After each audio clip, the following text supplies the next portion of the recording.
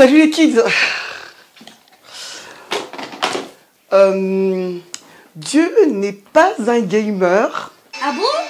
Dieu n'est pas un gamer? Dieu n'est pas un gamer? Ouais, mais on perdra tout le temps. Ouais, t'as raison.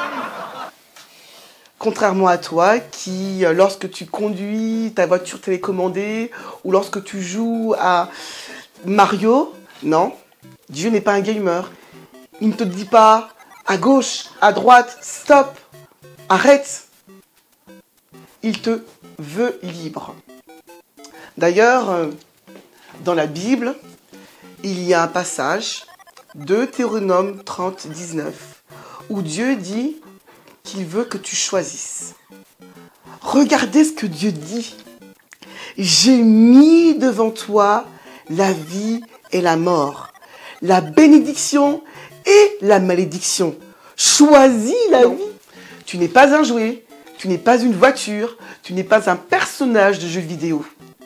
Dieu désire que tu l'aimes, que tu le suives. Il te veut libre, afin que tu puisses être heureux et réussir ta vie. Pourquoi il ne commandera pas? Ça sera plus stylé. Oui, c'est vrai, pourquoi il ne commande pas? Ça m'éviterait de faire plein de bêtises. T'es malin, hein? Ça aurait été tellement plus simple que Dieu nous force, te force à suivre la bonne voie. Mais non. Il sait que c'est difficile. C'est pourquoi il nous a donné un modèle en Jésus-Christ, afin que nous le suivions. Il nous a laissé plein d'outils pour que nous puissions y arriver. Jésus-Christ, qui est un modèle et que nous pouvons suivre. La Bible regorge de bons conseils qu'il nous a laissés. Et surtout, à tout moment de ta journée, à n'importe quel instant, quelle que soit la circonstance, tu peux aller parler à Jésus-Christ. Il a les bons conseils. C'est un ami fidèle et tu peux compter sur lui. Et si vous voulez, je vais vous partager mes prières. Comment moi je fais quand c'est difficile, quand je ne sais pas, quand je dois faire un choix, quand je doute. Je vais tout simplement à Jésus-Christ et je lui dis, Jésus, aide-moi, montre-moi la voie, guide-moi, s'il te plaît Seigneur. Amen. Ah, ça y est, c'est déjà passé. Mais j'aimerais beaucoup que tu me dises si tu as compris ce message. Ou si tu ne l'as pas compris, si tu as des questions. Avec l'équipe d'animatrices, on se fera une joie d'y répondre. À bientôt. Bonjour, chers frères et sœurs. Bienvenue à votre culte de ce dimanche. Alors, les gestes sanitaires et les normes nous obligent encore à ne pas pouvoir faire le culte dans l'église. Nous espérons que bientôt les choses vont se libérer. Mais en attendant, eh bien, nous avons, comme vous le savez, tous les mardis soirs, vous pouvez venir. Il y a assez de place pour l'étude biblique. Et le jeudi midi, nous avons aussi un moment de prière ensemble de 12h à 14h. Et le samedi matin, à 10h aussi, il y a un moment de partage de la parole de Dieu. Mais pour le dimanche, nous restons encore dans ce contexte où nous faisons par enregistrement et nous espérons que vous allez passer un bon moment dans ce culte. Notre Seigneur est un Dieu d'amour. Il est un Dieu grand.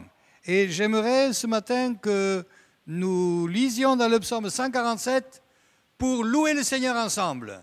Est-ce que vous êtes prêts à louer le Seigneur chez vous, dans votre salon, ou bien certains peut-être même dans le grenier ou dans la chambre, voilà. Êtes-vous prêts à louer le Seigneur? Oui, alors écoutez, psaume 147. Louez l'Éternel, car il est beau de célébrer notre Dieu, car il est doux, il est bienséant de le louer. L'Éternel rebâtit Jérusalem. Il rassemble les exilés d'Israël. Il guérit ceux qui ont le cœur brisé. Il pense leurs blessures. Il compte le nombre des étoiles. Il leur donne à toutes des noms. Notre Seigneur est grand, puissant par sa force. Son intelligence n'a point de limite. L'Éternel soutient le malheureux. Il abaisse les méchants jusqu'à terre. Chantez à l'Éternel avec action de grâce. Célébrez notre Dieu avec la harpe. Nous allons dans quelques instants avoir la harpe du 21e siècle qu'on appelle la guitare. Il couvre les cieux de nuages, il prépare la pluie pour la terre, il fait germer l'herbe sur les montagnes, il donne la nourriture au bétail, aux petits du corbeau quand il crie. Amen. Je vais m'arrêter là dans ce psaume où nous sommes invités à louer le Seigneur parce que dans ces quelques versets que je vous ai lus, il y a la bonté du Seigneur qui est ici exprimée par le psalmiste. Et en même temps, l'appel, c'est beau, c'est doux, c'est bienséant de louer le Seigneur parce qu'il rebâtit la ville de Jérusalem à ce moment-là, il y a 2000 ans. Aujourd'hui, on pourrait dire parce qu'il rebâtit nos vies pour ceux qui ont été brisés. Il rebâtit notre situation de difficulté en changeant les choses. Oui, il guérit ceux qui ont le cœur brisé. Ce dimanche matin, nous sommes là rassemblés, pas physiquement, mais en esprit et en vérité, pour employer le terme biblique. Et maintenant, nous allons louer le Seigneur. Alors, je vous invite dans quelques instants à louer le Seigneur. Nous avons David avec Aline qui sont là pour vous entraîner dans un moment de louange. Seigneur mon Dieu, merci pour ta bénédiction. Nous en avons tant besoin. Nous la voulons, Seigneur. Nous te supplions de nous la donner. Et merci pour ta présence. Même si nous sommes dispersés, mais en esprit, nous sommes un en toi. Merci Seigneur Jésus pour toute ta bonté. Amen. Et maintenant, louons le Seigneur. Plus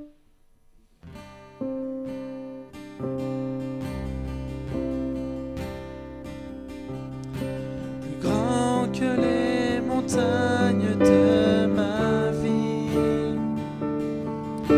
plus fort que la puissance de la mort, constant dans les épreuves et dans le temps,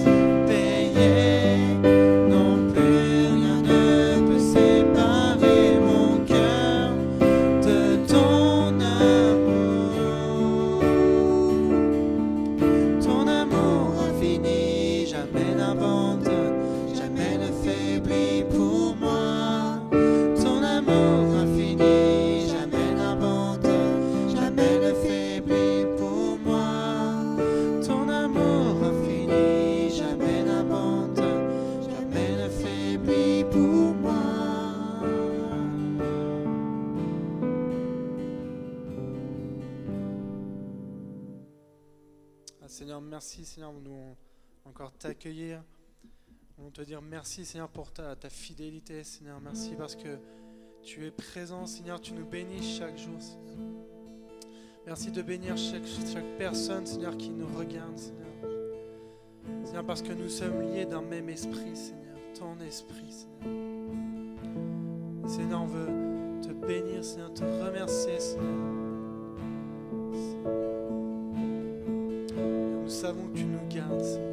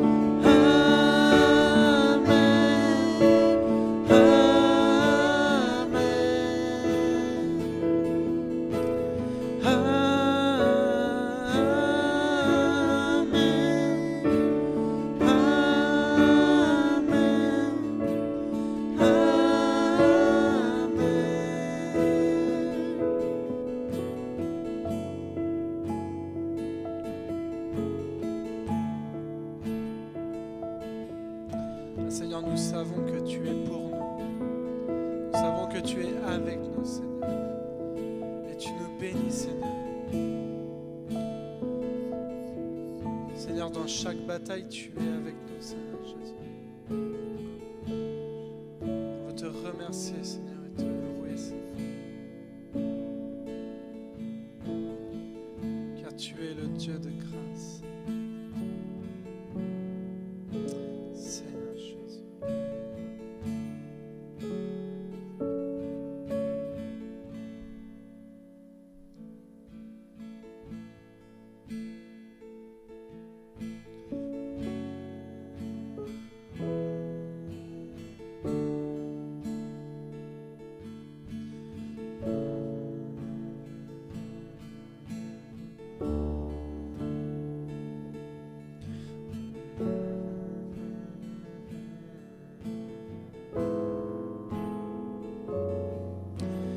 Me voici confondu par ta majesté, couvert par ta grâce illimitée. Me voici conscient du poids de mes efforts, couvert par le sang de l'agneau, car je sais l'amour le plus grand m'est donné. Il a offert ta vie, le plus grand sacrifice.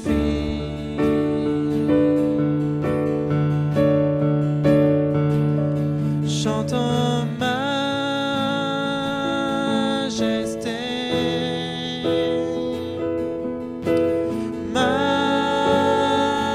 majesté. Ta grâce m'a trouvé tel que je suis. Je n'ai rien à moi, mais en toi je vis. Chantons majesté,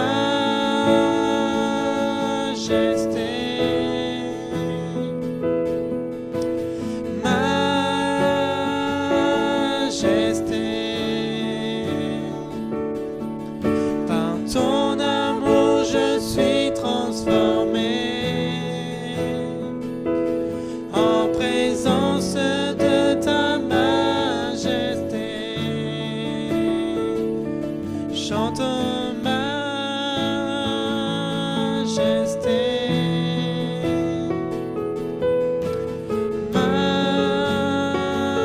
majesté. Ta grâce m'a trouvé tel que je suis. Je n'ai rien à moi, mais en toi je vis. Chantons majesté,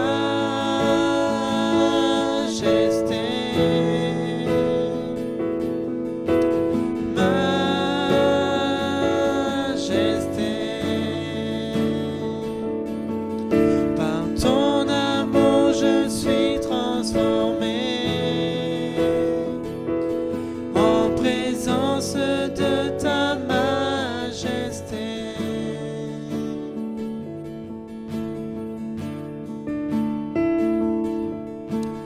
Me voici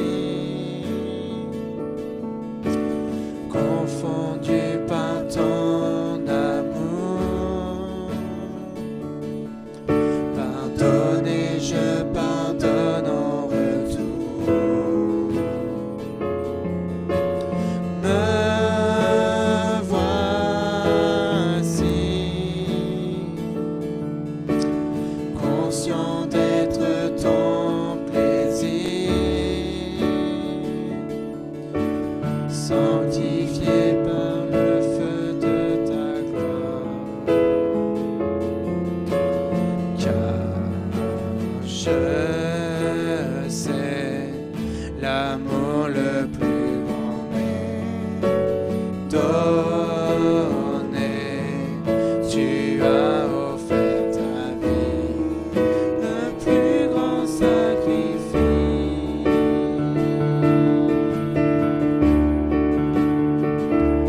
Chantons majesté.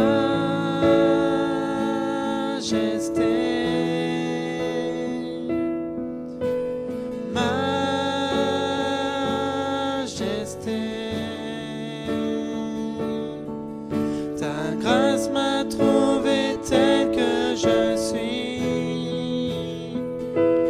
Je n'ai rien de bon, mais en toi je vis. Chantons majesté.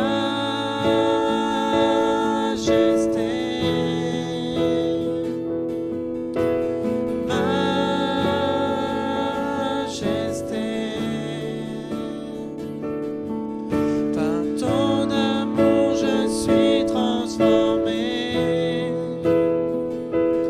en présence de ta majesté. Chantons majesté.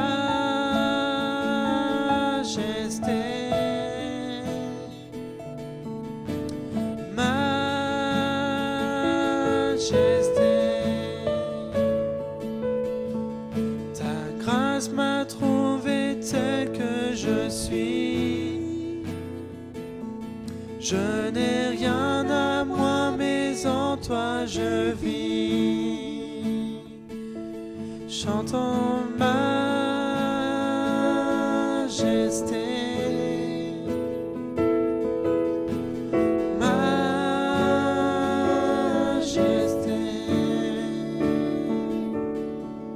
Par ton amour je suis transformé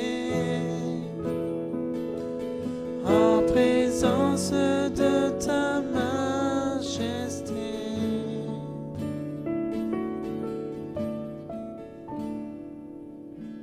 Amen.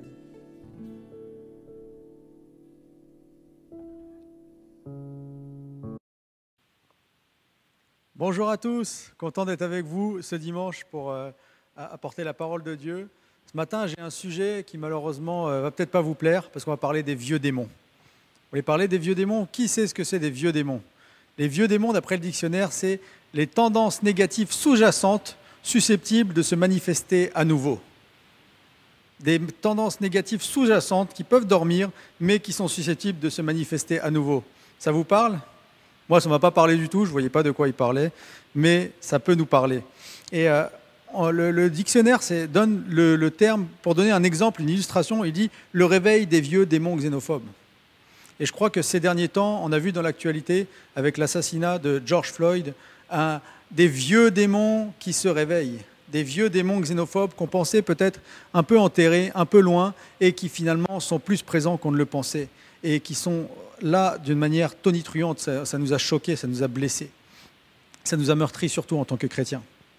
Mais c'était juste intéressant que le dictionnaire se penche sur cette illustration dans le contexte actuel. Mais moi, je voudrais vous parler ce matin de ces vieux démons qui sont en nous. Vous savez, c'est tellement ancré dans l'histoire de l'humanité qu'on est tourmenté, qu'on n'est pas libre, que les anciens, les ancêtres les appelaient des esprits que l'on supposait attachés à la destinée de l'individu ou de la communauté. On se disait ces choses-là, ces esprits-là, des fois, bon, ils disaient bon ou mauvais, mais la plupart du temps, ils étaient mauvais. Ils disaient ils sont attachés à nous, ils sont dans notre communauté, ils vont forcer notre destin. Ça, c'est l'expérience humaine. C'est comme ça que le dictionnaire décrit et c'est comme ça que c'est ressenti. Mais ce matin, on va parler aussi de la vision biblique des choses, parce qu'on n'a pas qu'une vision humaine, même si le vécu est important, on a aussi une vision biblique. Et que nous dit la Bible? Elle nous parle de ces vieux démons, de ce vieux mal qui rôde. Et dans le Notre Père, il y a Jésus qui a dit cette phrase, « Ne permets pas, Père, qu'on rentre en tentation, mais délivre-nous du mal, délivre-nous de ces vieux démons.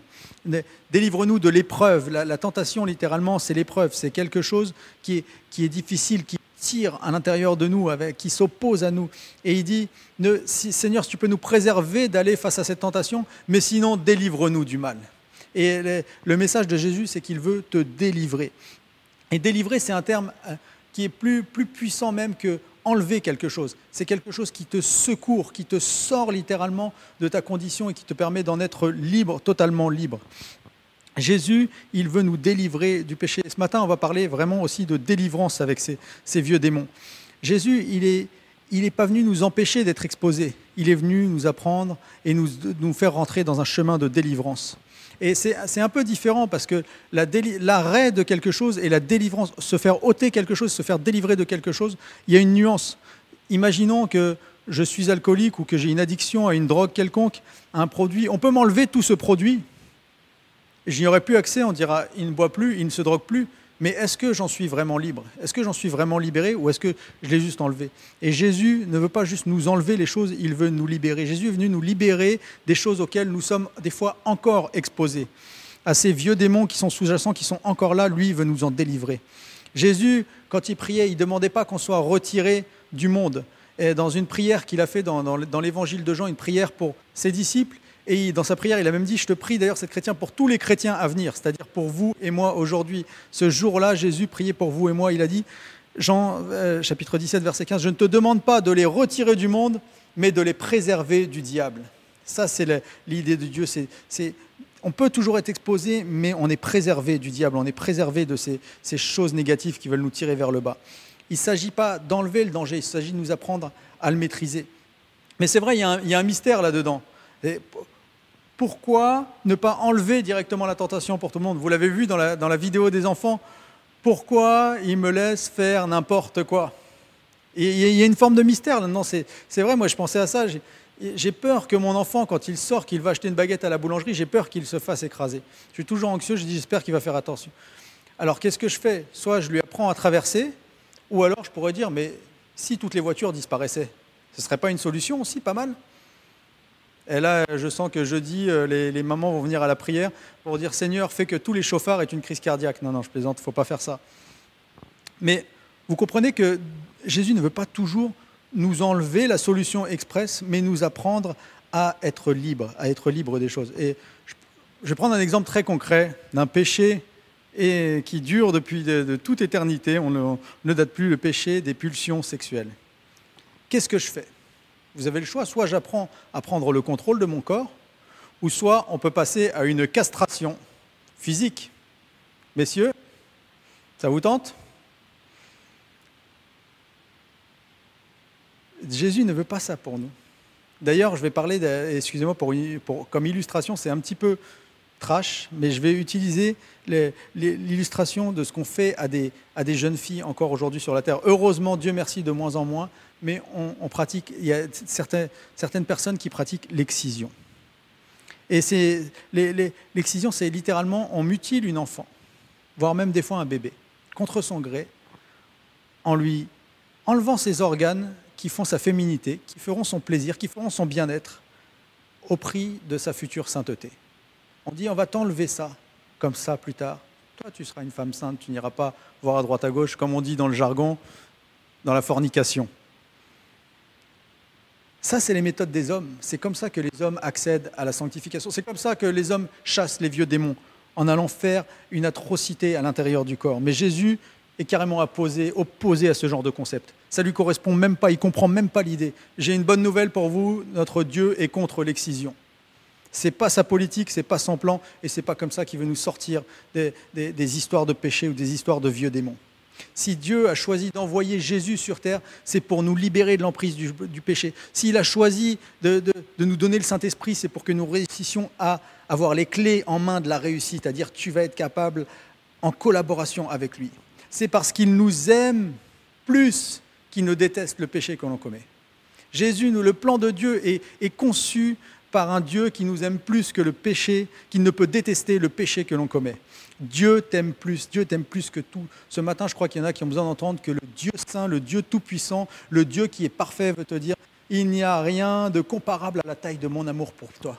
Je t'aime plus que tout et je t'aime à mort. » À mon époque, je ne sais pas si ça se dit encore aujourd'hui, les jeunes ils disaient « Je t'aime à mort » et ça c'était une expression. Eh bien Jésus, c'est biblique, il l'a dit dans la Bible « Je t'aime à mort, il n'y a rien, je suis prêt à mourir pour toi et tu n'as rien à faire, je t'aime à mort avant que tu n'aies rien fait, même que tu n'aies montré le moindre progrès ou le moindre intérêt pour moi, je t'aime déjà. » C'est la Bible qui nous dit ça. On lit ça dans Romains 5, verset 6, qui dit « Car lorsque nous étions sans force, Christ, au temps marqué, est mort pour des impies. » Les impies, vous savez ce que c'est littéralement dans l'essence de ce mot? C'est des gens qui détestent Dieu, des gens qui sont rebelles à Dieu, qui veulent rien savoir. C'est qui celui-là? C'est qui ce Dieu? Moi, je veux rien savoir de lui. Eh bien, Christ est mort déjà pour eux. Et l'apôtre Paul, quand il rédige ça, inspiré par le Saint-Esprit, dit « À peine mourrait-on pour un juste. Quelqu'un peut-être mourrait-il pour un homme bien. À la limite, ça pouvait arriver que Dieu, mais Dieu nous a prouvé son amour envers nous et en ce que, lorsque nous étions encore des pécheurs, Christ est mort pour nous. Il a prouvé son amour. Lorsque tu étais encore pécheur, il t'aimait déjà. Non, ce n'est pas ton péché qui va te séparer de l'amour de Dieu. Jamais, jamais, jamais. Déjà avant que tu aimes Dieu, que tu n'aies le soupçon de respect pour Dieu, il t'aimait déjà à fond, prêt à mourir pour toi. Alors maintenant que tu le suis, que tu as décidé, même si tu as des chutes, même si tu as des failles, crois-moi, son amour ne peut pas diminuer. Certaines choses peuvent nous couper de Dieu, mais rien ne peut nous couper de son amour. On peut être coupé de Dieu par un style de vie. On peut être coupé des fois de la présence, la sainteté de Dieu. On ne se sent pas bien en présence de Dieu parce qu'on sait que la vie qu'on mène volontairement et continuellement n'est pas bonne. Ou alors on peut être des fois coupé de la joie de Dieu. C'est comme une coquille de tristesse et on n'a pas accès à cette joie parce qu'on n'est pas bien. Des fois on peut être coupé de l'onction de Dieu. L'onction, ça veut dire qui te valide. Ça veut dire que quand Dieu valide quelque chose, il dit « je mets mon onction sur ça, je le valide ». Et des fois, on peut être coupé de cette onction parce que Dieu ne valide pas notre style de vie. Mais rien, strictement rien ne peut nous séparer de son amour, même pas le péché. Rien ne peut nous séparer de son amour. Et c'est à cause de cet amour que Dieu n'a pas fait le choix de nous couper, de nous exciser. Ce n'est pas dans sa politique. Et des fois, on ne comprend pas ça, parce que des fois, comment comprendre un amour si grand? C'est difficile à comprendre. Et quand on est dans la souffrance ou dans la lutte avec des vieux démons, des fois, on préférerait presque que Dieu nous violente. Et presque des fois, on a l'impression que le fait qu'il ne fasse rien, c'est qu'il ne s'intéresse pas à nous. C'est qu'il dit, mais pourquoi il me laisse comme ça? Regarde, je me bats avec ça, je me bats avec mes faiblesses, je me bats avec je prenais l'exemple de la sexualité parce que c'est un grand classique et les anecdotes peuvent nous prouver qu'il est terrible, mais ça peut être aussi avec ma colère qui est là, qui est tout le temps depuis des années, je suis toujours colérique, j'en ai marre, ou mon honnêteté, je sais que c'est pas bien, mais à chaque fois je retombe toujours dans les cercles de faire une roublardise, une malhonnêteté, je suis pas sincère, j'arrive pas, il faut toujours que je devienne un peu faux, et ça me contrarie à l'intérieur de moi, je sais que c'est pas bien, mais je comprends pas pourquoi Dieu me laisse vivre avec ça, ou alors parce que peut-être je suis trop égoïste tout le temps, je pense qu'à moi et c'est plus fort que moi, ou je suis avare, j'ai des problèmes avec l'argent et je comprends pas. Et des fois, parfois, on est tellement dans l'échec qu'on en veut à Dieu. On dit Seigneur, pourquoi tu me laisses comme ça? Je voulais pas retourner là, je suis mal à l'aise avec ça, et toi, tu ne m'en sors pas. Alors, vous savez, on prend la grâce des fois comme un lot de consolation. On prend la grâce, c'est comme si tu as été à la fête foraine. Moi, j'aime bien aller à la Foire de Dieppe, j'espère qu'elle aura lieu cette année. Et tu tires à la carabine sur des fils ou des ballons ou des trucs et tu espères gagner vraiment soit une belle télé ou alors tu espères gagner une super grosse peluche ou un truc super bien. Et puis tu dépenses 10, 15 euros et puis au final, tu n'as rien gagné. Et puis là, le gars, il te donne des claques-doigts. Ou une mini peluche à 1,50 €. Et là, tu te dis, bon, je vais prendre ça, mais j'aurais aimé plus. Et des fois, on est comme ça avec Dieu. On prend la Sainte Seine. On dit, je sais, Seigneur, que tu me pardonnes. Je sais, mais franchement, j'aurais aimé être délivré de ce truc. C'est pour quand, Seigneur? Des fois, on est tellement frustré avec nos vieux démons, avec nos vieilles défenses, et qu'on ne comprend pas pourquoi Dieu n'arrache pas les choses, qu'on en vient à prendre Dieu comme si on était à la préfecture. Bah, c'est peut-être pas arrivé à mon numéro. Vous savez, la préfecture, vous arrivez, il y a 450 numéros devant vous. Des fois, bon, bah, ça ferme, il faudra revenir demain. Bon, bah, c'était pas mon dimanche. J'ai pris la grâce, mais c'était une grâce au rabais, parce que ce que j'aurais voulu, c'était tellement quelque chose de mieux. Mais le problème de l'existence de ces vieux démons et le fait qu'ils perdurent, ce n'est pas que Dieu ne nous aime pas assez. C'est que Dieu nous aime beaucoup trop pour venir nous détruire en nous aidant à nous sanctifier. Quand Dieu veut te donner la liberté, il veut te la donner vraiment. Il ne veut pas juste pratiquer une excision sur toi. Dieu ne veut pas juste. Le but de Dieu, ce n'est pas juste d'éliminer le péché et de faire un bon chrétien, bien modèle, bien rangé, bien joli. Ah, c'est comme ça que je le veux, lui, sans péché, je vais tout arracher. Comme ces gens qui pratiquent cette chose horrible en disant, Dieu n'est pas comme ça. Il veut que tu te réalises, que tu te construises une identité nouvelle qui correspond à ta nouvelle nature. La vie avec Jésus, c'est une construction d'une nouvelle identité. Et quand on pratique l'arrachement du péché, aussi beau que ça peut être, dire ça y est, je suis libre, c'est pas comme ça que Dieu veut procéder. Pourquoi ? Parce qu'il ne veut pas te détruire en te sanctifiant. En te lavant, Dieu veut t'apprendre et que tu te développes, que ton développement personnel soit dans la partie. Parce que Dieu nous aime beaucoup trop, juste pour faire de nous des petits enfants bien rangés. Et vous allez voir que les atteintes profondes et terribles que peut créer dans une personne l'excision pour son avenir. Et juste un petit témoignage de cette dame qui est une spécialiste. Une fille est encore excisée aujourd'hui dans le monde toutes les 6 minutes. Quelles sont les conséquences de l'excision sur la santé des femmes ? Les conséquences sont très diverses, mais potentiellement extrêmement graves. Et c'est pour ça que nous militons très fortement pour l'abandon de cette pratique. Ça peut aller du décès immédiat par saignement ou un peu retardé par infection. Mais les conséquences plus lointaines tournent autour de difficultés dans les rapports, douleurs, absence de désir, absence de plaisir, complications potentielles à l'accouchement, et surtout au niveau de l'image de soi, au niveau de l'image que la femme a d'elle-même et de son corps, ça devient très compliqué. Et quand on a été excisé, pas bébé, on a aussi des souvenirs très douloureux de ce moment-là, des souvenirs qui vont impacter votre cerveau et vous mettre dans un état de dépression, de stress post-traumatique qui va vous accompagner aussi toute votre vie. Donc, c'est très cher payé. Vous vous rendez compte ? Ça, c'est pas ce que Jésus veut pour nous. qu'à travers un procédé d'arrachage, toute ton identité est mise en branle. Tu n'es pas fier de toi, tu n'as rien. On t'a juste coupé un membre. Jésus n'est pas venu représenter un Dieu qui sanctionne, encore moins un Dieu qui sectionne, mais il est venu nous présenter un Dieu qui nous aime, d'un amour incroyable, d'un amour extravagant, un amour infini. Dieu n'est pas en manque de moyens pour nous faire arrêter de pécher. C'est pas dire « Oh là là, lui, comment je vais le sortir de ça? Je ne sais plus comment faire. » C'est Dieu, hein, il n'a pas de problème avec ça.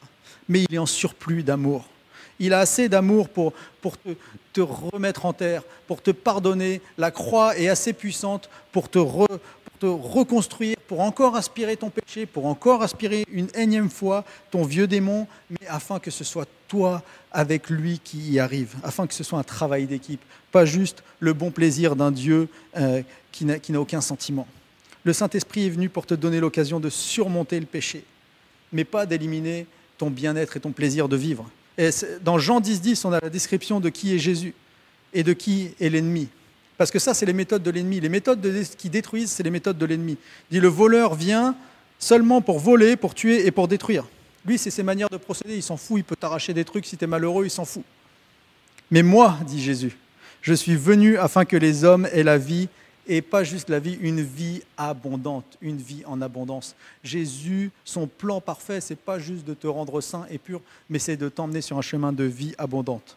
L'idée de Dieu, c'est pas de te contrôler pour que tu ne pêches plus. C'est pas ça son objectif.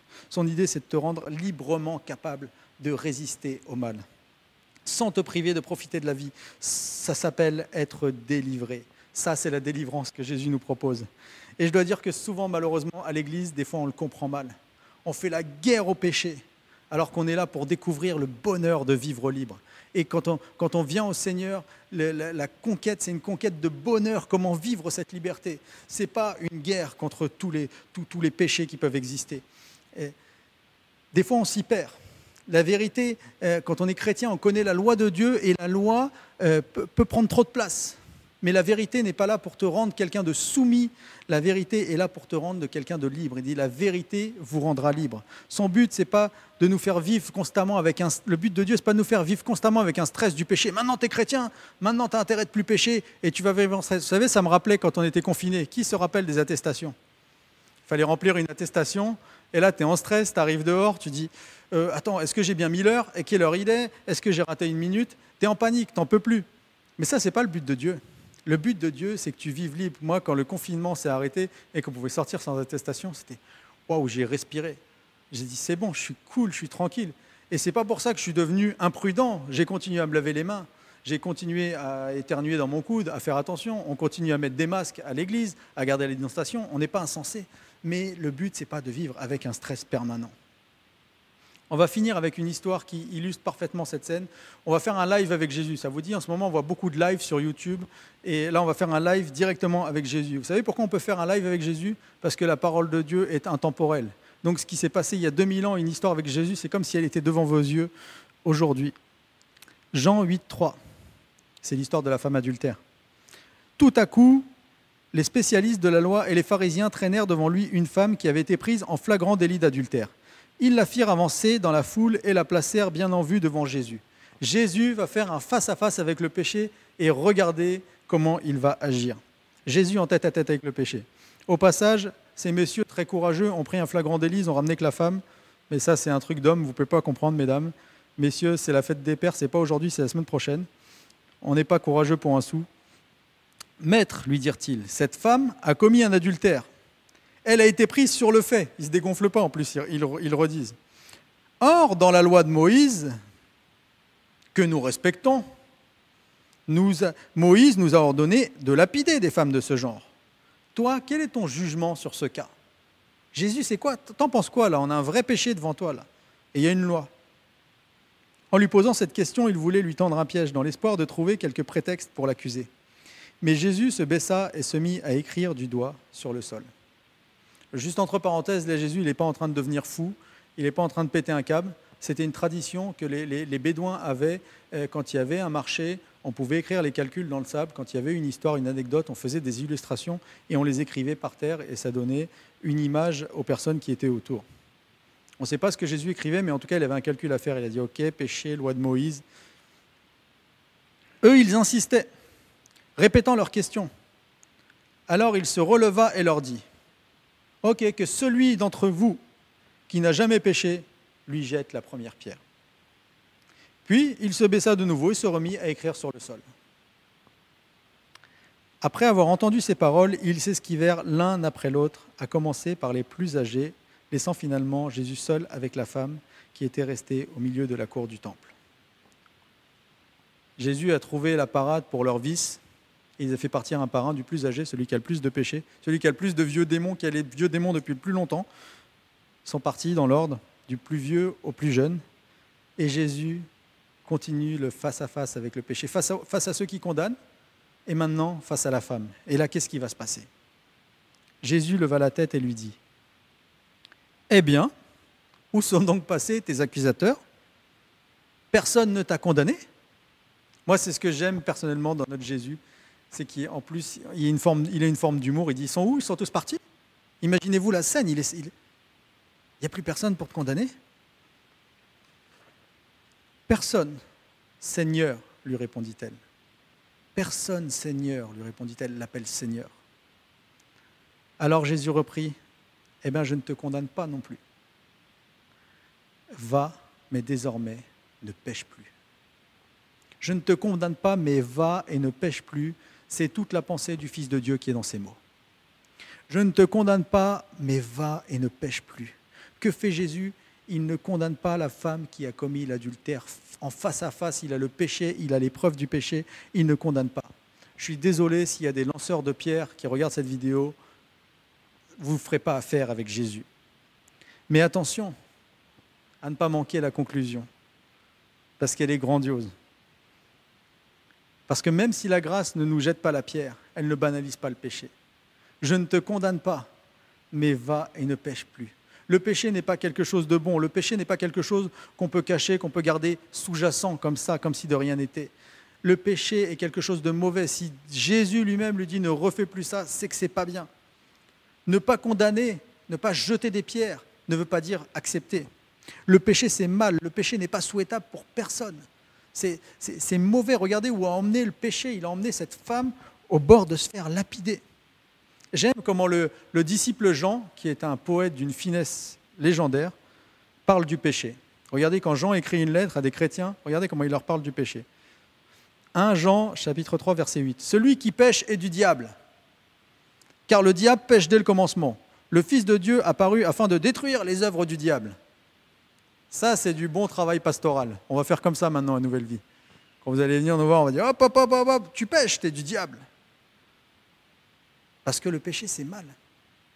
Et la Bible ne nie pas que le péché est mal. Jésus n'a pas encouragé cette dame à pécher. Il lui a pas dit « Ah, c'est bien, continue comme ça, moi je ne te condamne pas, mais tu peux continuer comme ça. » Il n'a pas dit « C'est pas grave. » Il n'a pas dit « Oh, après tout, c'est pas grand-chose. » Il n'a pas dit qu'elle n'avait pas péché. Il lui a dit « Va et ne pêche plus. » Il a mis des mots sur son mal et il lui a attribué. Jésus, il n'a pas fait de la relation d'aide. Hein. Il n'a pas dit « Tiens, en fait, pourquoi tu trompais ton mari? C'était quoi? Ah ouais, d'accord, ça n'allait pas à la maison. » Non, non. Il a juste dit « Va et ne pêche plus. Je te libère, mais je te propose de vivre différemment. Viens chercher ma grâce, viens. Là, tu as reçu l'amour de Dieu en tête à tête, mais va maintenant, tu peux vivre autrement. Oui, tu as péché, je ne te lapide pas, mais tu peux faire mieux que ça dans ta vie. Fais le choix de faire autrement. Pas la peine d'expliquer, de te justifier. Peut-être la femme avait envie de lui dire « Ouais, mais mais il ne veut même pas entendre. » Jésus dit « Va, tu es libre. Tu es libre de repartir. Moi, j'efface toute l'ardoise. Tu peux vivre autrement que ça. » Il y avait une chanson de rap chrétien que j'écoutais et il disait dans la vie, c'est soit tu te pends, soit tu te repens. Moi, c'est pas ça que je vais vous dire parce que je ne veux pas être accusé après d'avoir incité à faire des choses horribles. Mais moi, je dirais souvent, soit face au péché, soit tu te justifies et tu te donnes des explications. Oui, mais c'est parce que nanani, nanana. Ou alors tu te repens. Et là, c'est ce que Jésus nous montre dans cette histoire. Il dit, ma grâce est totale, mais maintenant, il n'y a pas la peine d'en faire un plat, mais maintenant va et repens-toi, vis différemment, va dans une autre direction, change de manière d'opérer. Et vous savez, Jésus nous libère pour que nous puissions opérer. Il nous libère pour qu'on opère. Le péché ne vient pas de Dieu. Le péché n'est pas une invention de Dieu pour nous tester. Le péché est quelque chose qui vient de nous, ultimement. Il vient du diable. On l'a vu, Jean disait, le diable est le fondateur du péché, le fondateur. Mais finalement, ça passe par nous. Et Jésus met cette femme devant cette responsabilité. Tu vas, mais maintenant, tu ne vas plus faire comme avant. Jacques nous dit que le péché est en nous. Jacques a dit, le mal est en toi. Jésus. Que personne, Jacques chapitre 1, verset 13 dit, que personne, lorsqu'il est tenté, ne dise, c'est Dieu qui me tente. Car Dieu ne peut être tenté par le mal, et il ne tente lui-même personne. Mais chacun est tenté quand il est attiré et amorcé par sa propre convoitise. Puis, cette propre convoitise, propre à toi, lorsqu'elle a conçu, lorsqu'elle se développe, elle enfante le péché. Elle fabrique quelque chose. Et le péché étant consommé, produit la mort. Ça y est, tu es prêt pour être lapidé. Ne vous y trompez pas, mes frères bien-aimés, toute grâce excellente et tout don parfait descend d'en haut, du Père des Lumières, chez lequel il n'y a ni changement ni ombre de variation. Waouh, quelle pensée merveilleuse. Jacques, après avoir dit, c'est ton péché à toi, comme un petit peu Jésus avec cette femme. Tu as fait ça, va maintenant et fais différemment. Il dit, une fois que tu as conçu le péché, ok, d'accord, mais ne vous y trompez pas, toute grâce excellente et tout don parfait descend d'en haut. Il y a un espoir qui descend du ciel, du Père des Lumières. Il y a un faisceau qui descend, qui n'a ni changement ni ombre de variation. Il n'y a pas de problème de réseau avec Dieu pour te transformer et t'emmener. Il nous a engendrés, ce Dieu, ce Père des Lumières, qui est, avec sa grâce excellente et son don parfait qui descend d'en haut, il nous a engendrés dans sa volonté par la parole de vérité, afin que nous soyons en quelque sorte les prémices de ses créatures. C'est tellement beau. On est fait pour être les prémices de ces créatures. Tu es fait pour être un prototype de personnes différentes. Tu n'es pas fait pour être constamment dans ce péché, tu es fait pour partir plus loin. Et aujourd'hui, tu peux faire le choix de récupérer cette grâce, de récupérer son don et de partir. De partir avec l'expérience de la grâce de Dieu, l'expérience d'avoir vu l'absence de condamnation qu'il y a en Jésus, mais c'est à toi d'opérer maintenant une vie sans péché, par sa puissance, par sa grâce. C'est sa grâce qui descend d'en haut, qui vient te fortifier, mais après, c'est à toi d'opérer dans le combat. Et quand Jésus dit qu'il ne veut pas t'arracher juste pour te faire de toi un petit saint, c'est parce qu'il veut qu'il y ait cette opération avec toi. Ce vieux péché-là, ça fait longtemps, c'est à toi de dire « je ne le laisserai plus maintenant ». Jésus, on va s'en débarrasser parce que j'ai fait l'expérience de ta grâce, je vais m'en débarrasser. Et Jésus sait que c'est un combat. Jésus, il a même demandé de l'aide à ses disciples quand il a été dans son dernier plus grand combat avec le péché, quand il est parti dans le jardin, qui avait encore sa volonté toute humaine. Jésus, 100% humain, avec la volonté de Dieu qui descendait dans son cœur. Ces deux volontés s'entreclashaient à l'intérieur de lui. Regardez ce qu'il a dit dans Matthieu 26. Il a dit « Veillez et priez afin que vous ne tombiez pas dans la tentation, parce que l'esprit est bien disposé, mais la chair est faible. Le vieux démon va chercher d'influencer la chair, mais il faut veiller et prier. Ça, c'est la recette de la Bible. Veiller et prier. Il faut prier. Jésus a dû prier, mais pas n'importe quelle prière. Pas une prière, oh, alléluia, Dieu, que tu es grand, que tu es beau, tu es un Dieu merveilleux. Non, c'est pas le moment de faire des prières comme ça. Vous pouvez faire des prières comme ça, c'est bien, c'est des belles prières. Mais là, dans ces combats-là, c'est pas le moment de faire des prières comme ça. Jésus, ce jour-là, il a prié, ah Seigneur, si tu pouvais éloigner de moi ce défi, ce combat-là, si tu pouvais l'arracher, mais il a dit non. Non, c'est parce que c'est ta volonté qui doit venir dans ma vie et je ne veux pas que ma volonté domine sur la tienne. Et quelque part, il y avait ce clash des volontés. À un moment donné, si tu veux gagner le combat, il faut mettre ta volonté dans la partie. Vous savez, souvent on prie, Seigneur, arrache-moi ça. On veut le coup de baguette magique. Oh Seigneur, je ne supporte plus d'être comme ça. Mais en fait, dans le fond, tu ne veux pas vraiment changer. Dans le fond, tu n'es pas vraiment partenaire. Et c'est juste comme si Dieu était juste un super sauveur qui vient juste t'arracher, te dire tiens, je te mets en mode tu ne peux plus pécher, et puis on ne sera pas plus heureux comme ça, et Dieu le sait. Parce que Dieu le sait, c'est à partir du moment où sa volonté vient en nous qu'on est vraiment libre et qu'on commence vraiment à marcher sur le péché, à vraiment faire du dégât dans les vieux démons. Et ils peuvent revenir à 5, à 6, à 7, à 12. Quand la maison est en partenariat avec Dieu, ça change tout. Et vraiment, le chemin de délivrer de ces vieux démons, ça part d'un partenariat. Ce n'est pas une question urgente, c'est une question de toujours. Ce n'est pas une question de ce qui s'est passé aujourd'hui, c'est ce qui va se passer demain. Dieu ne veut pas juste te libérer d'un péché aujourd'hui, il veut t'emmener dans une voie de délivrance où tu marches, où tu réussis, où tu écrases littéralement la tête du serpent. Mais la prière, et cette prière qui dit « Seigneur, que ta volonté soit faite », vous savez, souvent, quand je préparais ce message, je dis « Seigneur » à la légère. Je dis « Seigneur », mais qu'est-ce que ça veut dire Seigneur? Et cette femme, quand elle a répondu à Jésus, elle a dit Seigneur. Je pense qu'elle pensait son Seigneur. Moi, des fois, je dis ah Seigneur, s'il te plaît. Non. Seigneur, tu sais ce que ça veut dire? Ça veut dire que c'est toi qui vas commander. Que c'est toi, que c'est majesté. Tu es le Seigneur, c'est toi qui vas régner dans ma vie. Mais est-ce qu'on le veut vraiment, ça?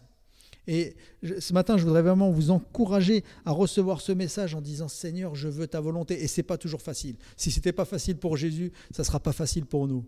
Mais si vous priez avec des seigneurs qui viennent du cœur et qui pensent le mot Seigneur, je vous assure que là, il y aura pas ça va changer. Ça ne pourra pas être pareil. Si on commence à prier en pensant le mot Seigneur, en pensant je veux ta volonté et je reçois ta grâce, je sais que tu me pardonnes de tous mes péchés, mais je reçois ta volonté pour aller de l'avant, tout va changer. Mais ma question est simple ce matin.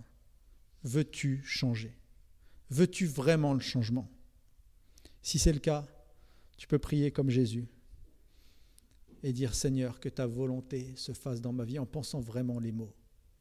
En pensant vraiment les mots, ô Dieu tout-puissant, majesté, je reçois ta grâce et je veux marcher avec toi, je veux aller dans une vie qui ne pêche plus. Et vous ne serez jamais perdant à faire ce genre de prière. L'ennemi viendra vous dire tu vas perdre quelque chose, mais c'est un menteur. Je vais finir juste avec cette citation du chanteur, écrivain Samuel Olivier, compositeur, qui dit « Le péché te fait croire que tu es indépendant, mais en fait tu es un esclave. Alors que la loi de l'esprit, la loi de Dieu, réclame ta dépendance, mais en fait, elle te libère. » Chers amis de l'Église Nouvelle Vie, je suis sûr que nous allons découvrir encore la gloire de Dieu, mais pas à la légère, pas avec un coup de baguette magique, mais parce que nous allons, à travers la grâce de Dieu qui est infinie, qui a le temps, mais à travers cette grâce et notre volonté, nous allons pouvoir recevoir la libération totale. Parce que Jésus veut te libérer, parce qu'il t'aime plus que tout. Il ne veut pas juste de faire toi juste une belle photo dans une église. Oh, un bon petit chrétien. Il veut un homme libre de tout asservissement par la puissance de sa présence en toi. Dans le nom de Jésus-Christ, prions ensemble. Merci Seigneur pour ce... Et Seigneur, je veux penser le mot Seigneur parce que je l'ai encore dit de manière tellement systématique.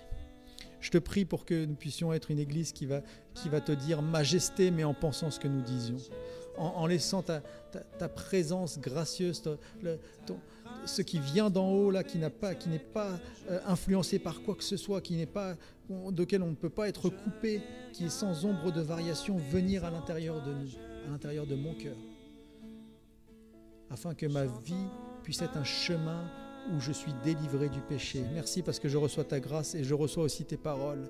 Va et ne pêche plus.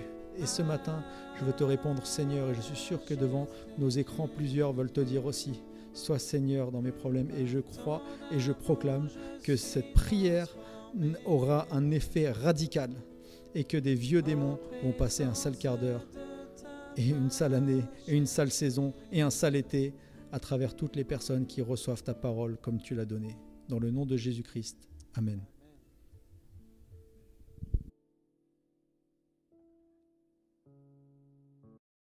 Maintenant arrive le moment de la Sainte Seine.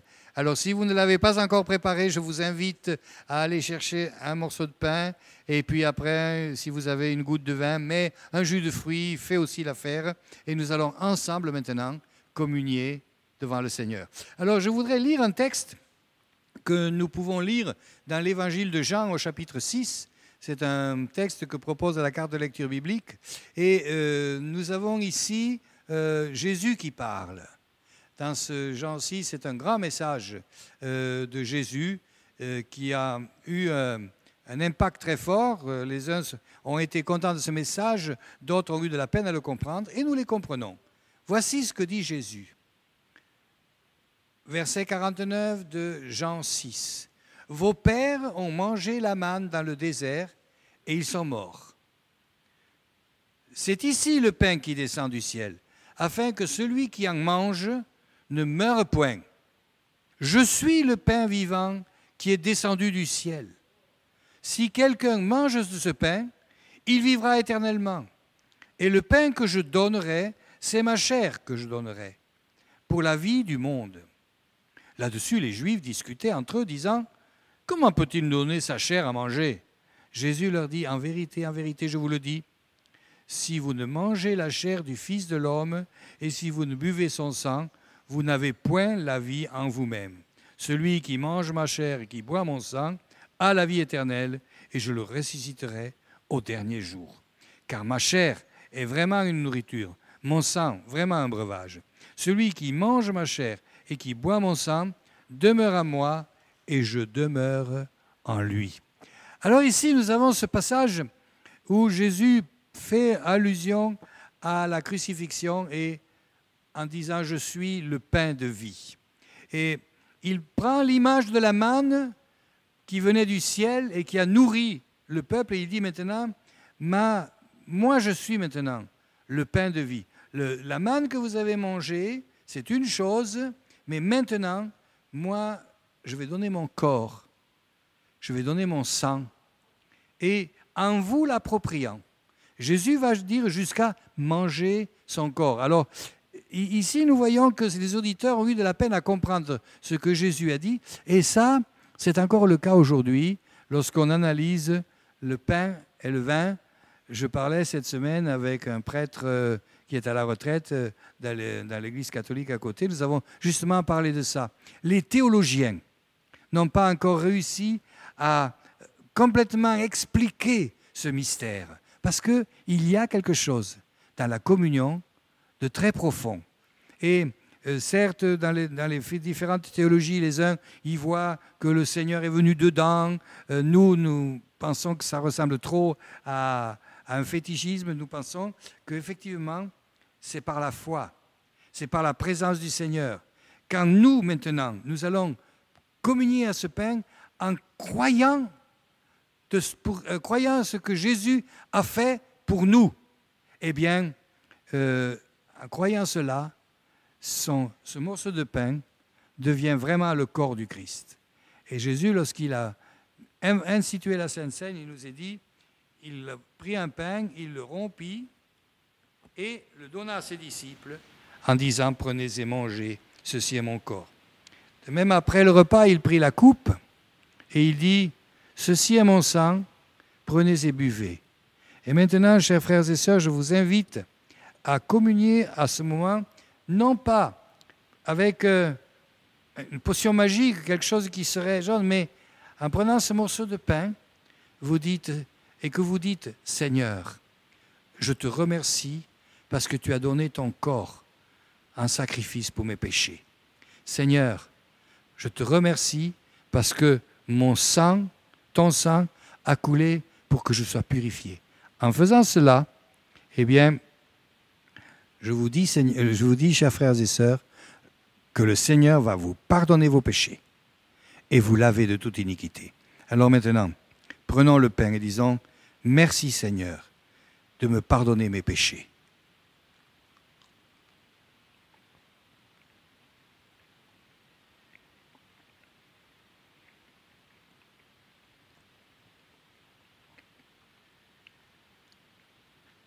En prenant le vin, nous allons dire merci Seigneur de laver mon cœur qui était souillé par le péché. Je parlais avec quelqu'un dans la rue piétonne que j'ai rencontré cette semaine. Nous avons parlé justement de cette grandeur de la grâce. Nous parlions de quelqu'un qui a un peu s'est refroidi, a beaucoup de problèmes et voudrait revenir à Jésus et n'ose pas revenir parce que cette personne a peur qu'on la juge. J'ai dit à ces gens, écoutez, n'ayez pas peur, elle peut venir. Nous n'avons pas le droit de juger parce que le sang de Jésus pardonne le péché. Si elle se repent, si elle demande pardon, elle sera pardonnée. Et c'est ce que je voudrais nous dire ce matin. Si tu regrettes ton péché, si tu le remets au Seigneur et que tu décides de t'en détourner, je te dis au nom de Jésus que ton cœur, pour employer un terme de l'Ancien Testament, devienne plus blanc que la neige par le sang qui le purifie.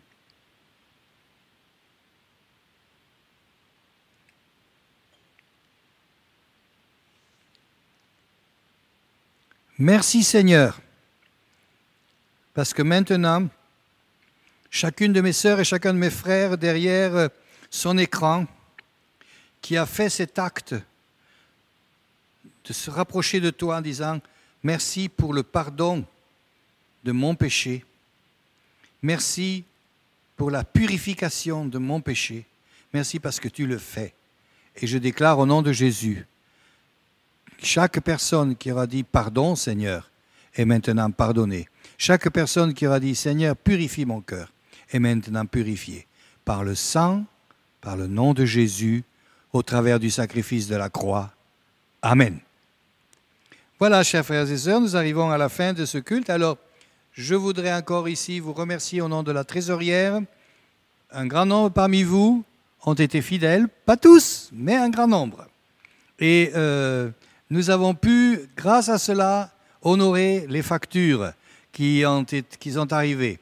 Eh bien, je vous remercie de continuer à envoyer vos chèques.